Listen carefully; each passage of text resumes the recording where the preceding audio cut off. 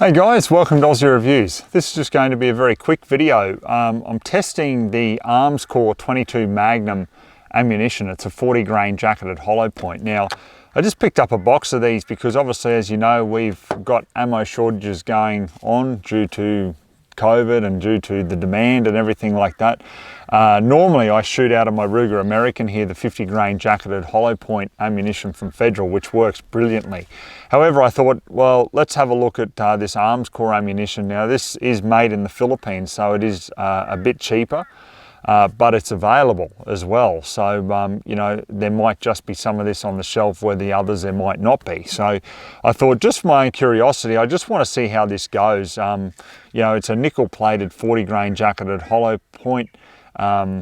You know, there seems to be a lot of people who like the ammunition, and I thought, well, I've just got to try it for myself. So I've got a target down there at 50 yards, also out there at 100 yards. So I just thought, well, let's see how we go, because we've got pretty much brilliant conditions today, as you can see, just a very slight light breeze.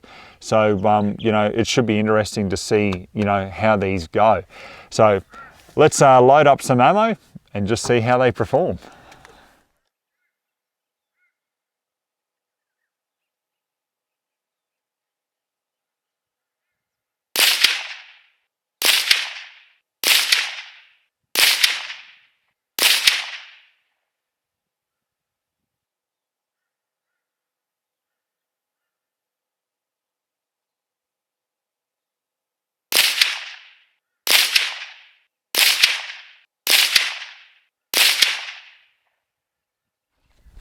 Okay, so at 50 yards, our first group, maybe, I thought it might have been just under an inch there, but no, an inch group. Then our second group at 50, a little bit better. We came in there at 0.8 of an inch. So yeah, kind of interesting. We'll just see how the Ruger American shoots this ammo out at 100.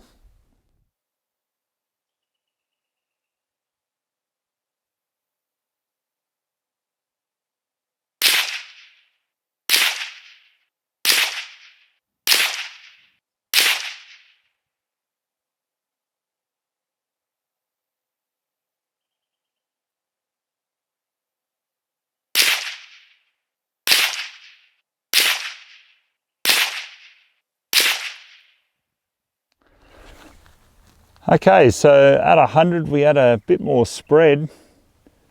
So we're out to about 1.6 inches for the first group. Second group, a little bit more again, out to 2.7 inches.